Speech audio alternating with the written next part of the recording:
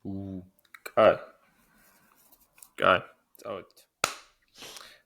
სალამი guys, სალამ. პირველ რიგში, სანამ ახლა დავიწყებთ ლაპარაკს, ნიკას მინდა ვთხოვო, რომ აგვიხსნას ეს სიტუაცია საერთოდ.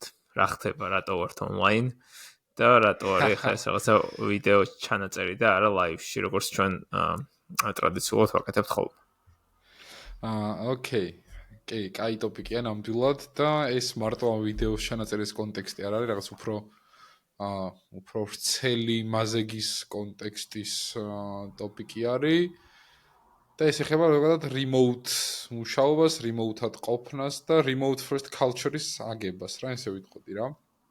მოკლედ ჩვენ როგორც იცით მაზეგში წინა ეპიზოდიდან ალბათ როგორც იცით რაღაც ოფისი, პატარა ბოქსი ავიღეთ D-Block-ის coworking space-ში, რამაც ძალიან დიდი ბუსტი მოგვცა რაღაც ჩვენი გუნდის წევრებს, ვინების დროის ერთ მომენტში რაღაც ერთ პროექტზე ვმუშაობდით.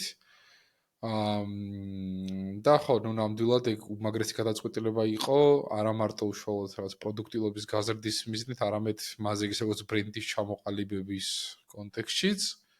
თუმცა აქ ახლა შემოდის მეორე ფაქტორი, რომელსაც ქვია დასკალირების ფაქტორი, კომპანიის დასკალირების, რაც იდეაში გულისხმობს იმას, რომ მაზეგი იზრდება, ხალხი იზრდება, ჩვენ გვინდა რომ რაც შეიძლება ბევრ ადამიანს მოუნდეს ჩვენთან მუშაობა, ბევრ კარგ ტალანტს მოუნდეს ჩვენთან მუშაობა და რაც შეიძლება დასკალირებადი ბიზნეს მოდელი შევქმნათ ჩვენი მაზეგის, ასე ვთქვათ, სერვის კომპანიის სახით და მივიღეთ გადაწყვეტილება, რომ მაზეგი იყოს remote first და remote friendly კომპანია, რაც იდეაში ჩემი აზრით, აშო დამეთანხმება, რომ თავიდანვე ესე იყო. ისე ეგეთები ვართ. კი, ისედაც იდეაში ეგეთები ვართ, უბრალოდ ჩვენი როგორც co-founderების როლი უფრო remote-ად რო შემოვიდეს და რაღაც ესე live ინტერაქციების გარეშე არ ავაწყოთ ისეთი სისტემა, რომელიც იქნება sustainable და რომელიც იქნება, ასე ვთქვათ, მდგრადი რა. ამან დავამატებდი, რომ იდეაში ვინც ამ მომენტში თუნდაც მაზეგში მუშაობს, ყველას რომ უნდა ეს ოფისში მოსვლა, ცხადია იქ ისევ ვერ დაეტევა, ანუ ისეაც არ არის ვაქალ ოფისი რა, 4-5 კაციანი პატარა ბოქსია რა. და მე უფრო მაგ იდეას 100% ვიზიარებ, რომ ჩვენი სკეილისთვის, სერვის კომპანიის მოდელის სკეილისთვის აუცილებელია, რომ ძალიან მარტივად, ანუ ეს ოპერეიშნალ რაღაც პროცესებზე საერთოდ ის არ გქონდეს რა, overhead-ი რა და remote-ად ძალიან მარტივად ადამიანს შეეძლოს ეგრევე მუშაობა რა. ეგ ერთი, მაგრამ მე ვიტყოდი, რომ ჩვენთვის როგორც ფაუნდერებისთვის საც ძალიან მნიშვნელოვანი არის, რომ დროის რაღაც ნაწილი ვატაროთ ისეთ იზოლირებულ მყუდრო გარემოში, სადაც ბევრად უფრო მარტივია distraction-ი არ გქონდეს, ბევრად უფრო მარტივია რომ რაღაცაზე ხრმადი ფიქრო. აი ხა ჩემთვის მაგალითად უკვე წინა კვირა იყო ისეთი pivotal პერიოდი, რომ სიამბულეში ანუ 100% სახლი კი არ ვიყავი. ანუ მაგალითად შეიძლება საღამოს 7 საათამდე სახლში ყოფილიყავი და საღამოს ოფისში ჩავსულიყავი, ან შაბათ-კვირა ოფისში გამეტარებინა, მაგრამ ძალიან დიდი ნაწილი ჩემი სამუშაო პროცესის იყო სახლიდან და მე ეგეთი ტიპი ვარ, რომ ძალიან ისეთი distraction-ი ჩემზე ძალიან მოქმედებს, რა ხმაური, ლაპარაკი და ოფისში ეგეთი ხმაური სულ არის, ხო? სულ ხალხი ლაპარაკობს, თან coworking-ი ან მიდი-მოდის ასე შემდეგ და ჩემთვის რაღაცა ფიქრებისთვის და ისეთი ეფექტურობისთვის ძალიან კარგი იყო, რომ დიდი ხანი სახლში ვიყავი და continuously distraction-ი არ მქონდა. გადაიმისა, რომ ხანდახან თავს ვატრიალებ და ფანჯარაში ვიყურები რა. ჩემ თავს ვადისტრაქტებ. ხო, ალბათ ანუ მაგ კონტექსტი ერთი რაც უნდა შევავსოთ რა, ინფორმაციული გეპი რაც შეიძლება იყოს არის, რომ და ეს ალბათ ყველა იმ ადამიანს დაინტერესებს, ვინმე თუ უმიზნებს, ვინმე თუ ინჟინერი არის და ვინმე თუ აპირებს, რომ სერვის კომპანია, საერთოდ რამე კომპანია გააკეთოს და ფაუნდერი იყოს რა. იდეა არის ის, რომ რეალურად ძალიან ბევრი საფიქრალი გაქვს რა. ყოველთვის აქტიური პროექტები როცა არის, აქტიური პროექტების delivery-ის გარანტიის გარდა ყოველთვის გიწევს იფიქრო ცოტა high scale რაღაცეებზე, high level რაღაცეებზე უშუალოდ გუნდების დინამიკაზე, ადამიანების დინამიკაზე, როგორ უნდა დასკეილდეს ეს პროცესი, მომდევნო კლიენტები როგორ უნდა მოიზიდო, ეხა ვინების პაიპლაინში არიან, იმათთან როგორ უნდა დაალაგო How to საქმეები და not run out of money, ყველაზე მარტივი, მაგალითად ერთი basic. როგორ არ უნდა მოკვდე. და მოკლედ How to survive. იმდენი საფიქრალი ლეიერი არის სხვადასხვა დონეების, რომ ძალიან ძალიან აუცილებელი არის, რომ მოკლედ ესეთ რაღაცეებზე ის კომფორტი გქონდეს, რომ ძალიან ღრმად იფიქრო. As it turns out, უბრალოდ მე და აჩო ეგეთი ტიპები ვართ, რომ როცა remote-ად ვმუშაობთ და ოთახში მარტო ხარ, სადაც არაფერი არ მოძრაობს გარშემო, ბევრად კარგად კონცენტრირდებით. ხო, და უბრალოდ ისა რა ქვია. ჩვენთვის ეს ძალიან კარგად მუშაობს. უბრალოდ ამით იმის თქვა მინდა, რომ ჩვენთვის თუ ეს მუშაობს, ეს რაღაც აჩო დამეთანხმები ალბათ, რომ ეს ობიექტური ჭეშმარიტება არ არის, რა თქმა უნდა, it just works for us, რა. რა თქმა უნდა, მე ეხა D-Block-შიც ძალიან ბევრ მაგარ teams ვიცნობ, მაგალითად, ვინც სულ იქ დადიან და საკმაოდ კარგად მიდიან წინ და ანუ საერთოდ არ არის ეგ measurement-ი რა. ხო, მაგრამ ჩვენთვის აშკარად უკეთესად იმუშავა რა ამან. კი, და იდეაში ხა ამის ტესტვის პროცესში ვართ, ხო, რაღაც ჩვენ ძირითადად რაღაც კვირების ან თვეების განმავლობაში რებსაც ვაკეთებთ. არის რომ გვინდა ოპტიმალური მექანიზმი ვიპოვოთ, რაც reproducible იქნება და ოპტიმალური იქნება და ასე ვთქვათ, ბოგების მომტანი იქნება რა. ეხლა ის ვცადეთ, შემდეგ შეიძლება სხვა რაღაცა ვცადოთ, ოფისის ქირაობაც ერთ-ერთი ეგეთიც დაიყო და ასე შემდეგ. ხო, მან ერთს ვიტყვი რომ ანუ ჩემთვის უფრო ანუ ის კი არ იყო 100% თქვა ოფისში ჩავხსენით, უბრალოდ არასწორად რო არ გაიგოს ხალხმა რა. ეს უბრალოდ ჩემთვის იყო mental modelis ცვლილება. მოკლედ ჩემთვის ძალიან რამდენადაც თავისუფალი ვარ ხოლმე ფიქრებში, იმდენად მე ჩემ თავს თუ რაღაცა სტრუქტურას ვაძლევ, რომ აი ახლა შენ ხა ესე უნდა იფიქრო და ესეთ სიტუაციაში უნდა იყო, მე იმ წესებს მივყვები ხოლმე რა. და ჩემთვის ძალიან მნიშვნელოვანი იყო, რომ მე უკვე ჩემ თავს დავაჯერე და I justify to myself, რომ ეხლა შენი მთავარი სამუშაო გარემო არის სახლი. და მიუხედავად იმისა, რომ მე ოფისშიც დავდივარ, ეს mental model-ი რომ აქვს, რომ მე მნიშვნელოვანი რაღაცეების კეთებისას სახლში უნდა ვიყო, უკვე ძალიან კარგად აეწყო რა, რომ საერთოდ 100% სახლში კი არ ვარ. უბრალოდ ამ mental model-ის სრულებამ უზრუნველყო ის, რომ როცა შემიძლია ოფისშიც დავდივარ და იქაც ეფექტური ვარ რა. რაღაცა ზუსტად რა.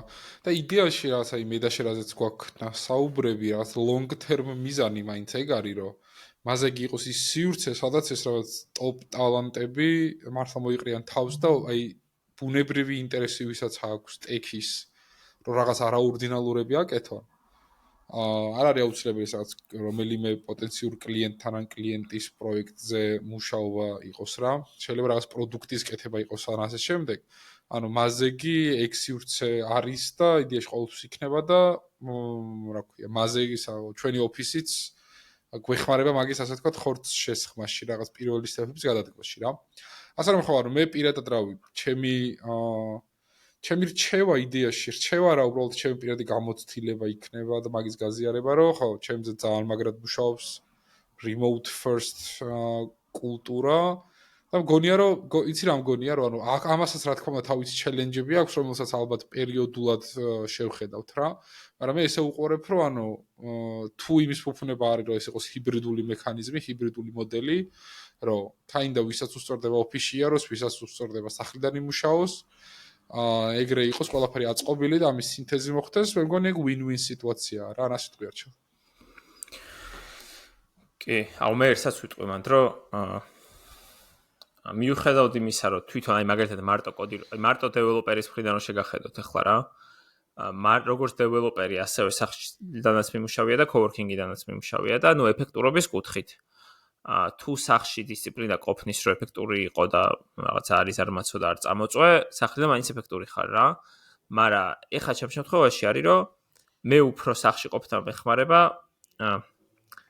არა დეტერმინისტული კოდის საწერი ტასკებისთვის, არამედ იმისთვის, რომ ზოგადად უფრო high level რაღაც პრობლემებზე გიწევს ფიქრი და გადაჭრა, თორემ მე ხა კოდი რომ მაქვს ხოლმე საწერე, შეიძლება ოფისში დავუსდე და ნაუშნიკები გავიკეთო და ძალიან მარტივად მოვაგვარო ეგ ამბავი, როცა ვიცი ზუსტად რა მაქვს გასაკეთებელი რა. ხო, ამიტომ სადაც მოკლედ ეს რაღაც ურჩევდი ხალხს, რომ სადაც ბევრი ფიქრია საჭირო, გირჩევთ, რომ ხანდახან თქვენი განმარტოვებული სივრცე გქონდეთ რა. შეიძლება ეს იყოს სახლი, მაგრამ შეიძლება იყოს არ ვიცი, რაღაც აგარაკი, არ ვიცი, რაღაც. ადგილი, სადაც ინტერაქცია არ იქნება ბევრ ადამიანთან, რა. კი, და ეხლა იდეაში კარგ ტოპიკს შეეხდა, შეგვიძლია რაღაც ესე ბუნებრივად გადავიდეთ მეორე ტოპიკზე, რომ აი შენ ახსენე, რომ როცა არადეტერმინისტულ რაღაცებთან მაქვს შეხება და მაგაზე მაქვს საფიქრალი და ესეთი არადეტერმინისტული პრობლემების გადაჭრა უნდა მოუწებინო, მაგისთვის სჭირდება სიმყუდროვე. და რეალურად სიმყუდროვე რა ხო? ანუ სიმყუდროვეში გულისხმობ შენ იმ სივრცეს, სადაც შენ ძალიან ღრმად, ძალიან დიდი ხანი კონტექსტის სვიჩის გარეშე შეიძლება რაღაცაზე იფიქრო რა. და მაგალითად ერთ-ერთი ეგეთი ტოპიკი არის სტრატეგიაზე ფიქრი რა. აი მაგალითად ეხლა ჩვენი სტანდარტული ინჟინრის როლიდან გამოსვლა ფაუნდერის და ფაუნდერის როლში გადასვლა ერთ-ერთი ყველაზე, ანუ ამ პროცესში ერთ-ერთი ყველაზე ჩვენთვის მიუჩვეული აქტივობა არის, რომ გიწევს long term და short term სტრატეგიებზე ფიქრი. რას ვშვებით, საით მივდივართ? ანუ აი მეორე in other words ვიტყვი, რომ ანუ თვითონ საქმის კეთება კი არა, ანუ შენი ტასკი არის, რომ ტასკები გააძრო რა, რაღაც, ანუ ესე უფრო მარტივად რო ვთქვა რა. ანუ რა უნდა აკეთო, რომ ხო. და არა მარტო ტასკები გააძრო, მე ის შეაფასო ეს ტასკები, რასაც შენ აძრობ, რამდენად რელევანტურია და რამდენად საერთოდ მნიშვნელოვანია საჭირო არის. თუ შენი თვე მოიგონ. და ეს ტოპიკები იმდენად ჩვენთვის ახალი იყო რაღაც ეტაპზე, ეხლა მგონია რომ უკვე ნელ-ნელა, ასე ვთქვათ, ვისწავლეთ და ვსწავლობთ მაგასაც, თუმცა ნამდვილად შემიძლია თქვა რაღაც კოდის წერასთან შედარებით ძალიან ბევრად ღრმა ფიქრი უნდა, ძალიან ბევრი ალტერნატივის განხილვა და ძალიან სპეციფიკური სხვადასხვაი პატერნები იკვეთება ამ პრობლემების ამოხსნის დროს. და მგონია რომ ხო, მგონია რომ აი ერთ-ერთი ის ტოპიკია, მაგალითად აი სტრატეგიაზე ფიქრი, რაც ესე აბსტრაქტული, საერთოდ აბსტრაქტული ტოპიკი არის, ხო, საერთოდ აბსტრაქტული ტერმინია, შეიძლება ჩემთვის ერთი წლის წინ რო გეკითხა, კაი რა ის სტრატეგიაზე ფიქრი, ხო არ დალიე რამე რა. ანუ ძალიან არახელშესახები რაღაცაა. ხო, ზუსტად, ძალიან არახელშესახები რაღაცა არის. თუმცა ვიტყოდი რომ, ანუ ერთ-ერთი მე მგონი ყველაზე მნიშვნელოვანი რამა, რაც შეიძლება რომ co-founder-მა და founder-მა აკეთო რა, იმიტომ რომ სტრატეგიის გარეშე, ანუ ფაქტობრივად ხო, ანუ სტრატეგიის გარეშე ძალიან მარტივია რომ წრეებზე იარო. ისე რომ საერთოდ არ განვითარდე რაღაც კომპანია როგორც ერთი დიდი ორგანიზმი რა. ანუ არანაირი ასე თქო პირობა არ გაქვს შენ თუ სტრატეგიაზე ნაფიქრი არ გაქვს რომ წრეებზე არ ტრიალებ, ან ზუსტად ეგ ველითებს არ აკეთებ. და მე ვიტყვი ერთ ტრეპს რა მანდ რა. ბოდიში რომ შეგაწყვეტინე, ანუ ჩვენი მხრიდანაც და ანუ ზოგადად ალბათ დეველოპერების მხრიდანაც ვინც ეს საქმეს იწყებს არის რომ დეველოპერისთვის მაინც სულ რო შენ კომპანია გააკეთოს დეველოპერმა რა მაინც ძალიან კომფორტულია რომ აი უცბად requirement-ი ვიღაცა მოგიგდო შენ ცოტა ჩამოაყალიბე პროექტი აუწყო რა ანუ ცოტა უფრო stateless trap-ში გადავარ და ძალიან მარტივია უსტრატეგიოთ რა იმიტომ რომ ბუნება არ არის დეველოპერის რომ იფიქროს, აი ხა ეს პროექტი უნდა გავაკეთო, თუ არ გავაკეთო, თუ რატო უნდა გავაკეთო, თუ აქედან 6 თვეში როგორი პროექტები, ანუ ეგ არ არის ბუნება რა. და მე მგონია რომ ჩვენც ყველაზე ძალიან ისეთი რაღაცა ნელი ტემპით, მაგრამ ვითარდებით, სადაც ვითარდებით არის ზუსტად მაგვიმართულებით რა. ანუ ტექნიკურად ბევრი პროექტს ვაკეთებთ და ცოტა უფრო ისეთი gentle განვითარების კერვი არის, სტრატეგიაზე მუშაობის განვითარების კერვი, ვიდრე კოდის წერაში და ასე შემდეგ რა. კი 100% გეთახმები მაგაში. ხო, ისე ანუ ერთი ისე ტოპიკი რაც მე დავაფიქსერი არის, რომ აი წეღარავს თქვი რა, აბსტრაქტული ტოპიკი არის, რომელსაც ესე რაღაც სტრუქტურა არ აქვს, როგორც კოდს, ანუ ფიზიკურად ეგრე სტრუქტურულად თავიდანვე ვერ აანალიზებ, ანუ ფაქტობრივად შენვე გიწევს არაფრიდან სტრუქტურის შექმნა და მთელი კომპლექსურობა მანდ არის. და მე ძალიან მიხმეხმარება fig-jams ვიყენებ ძალიან რა.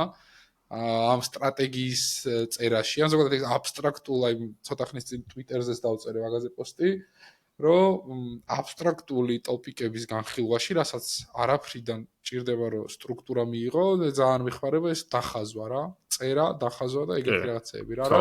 რომ ანუ ხო, რაღაც არტეფაქტები მიიღო, რის მე ანუ სტრატეგიის ერთ-ერთი თავარი ტოპიკი რა არის ხო, ანუ არაფრისგან სტრუქტურას ქმნი და ეს სტრუქტურა მე არ უნდა დაგეკარგოს რა და ამ სტრუქტურას უნდა რაღაცა დაწერა ან რაღაც დიაგრამის დახაზვა და ასე შემდეგ რა და as it turns out for me დიაგრამების დახაზვა ძალიან კარგად მეპავს იმ ჩემ ფიქრებს როგორც მე სტრატეგიებზე ვფიქრობ ხოლმე რა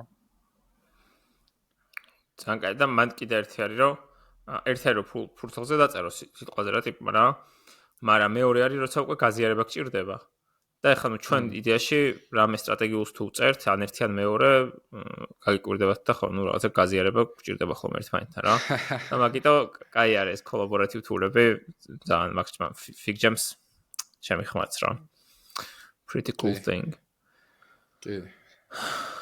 კაი, შემდეგი ტოპიკი რა გვაქვს, ესე იგი, რა შეგვიძლია კიდე საინტერესო გავუზიაროთ ჩვენი ბოლო ვიდეოდან, რევის ხდება ხო, იდეაში, რადგან ძალიან დიდი ხანია ვიდეო არ ჩაგვიწერია, ჩემზეც კიდე ერთი ტოპიკი რო ვილაპარაკოთ შეგვიძლია რა, კითხოთ 15 წუთი ვილაპარაკოთ უკვე, მაგრამ 5 წუთსაც აგვიტანს ჩვენი საყვარელი მაყურებელი.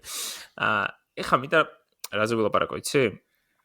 კითხვით შემოვალ უფრო და მე დავუძროთ დისკუსია, რომ აი, სულ ყველაზე ხშირად ხო, აი მეც და შეც მაგას გვეკითხებიან, რომ ვა, რა მაგარი სახელია მაზეგ, მაგრამ რას აკეთებთ კი, მაგრამ ანუ რა ეზე მუშაობთ, ან რა და ვიღაცას მე გააჩნია ხოლმე როგორი ტიპის ადამიანი მეკითხება. ვიღაცას ვეუბნები, რომ ანუ თუ ვაფშე ტექსტი აზე არ არის. ჩვენ საიტებს და მობაილ აპლიკაციებს ვაწყობთ.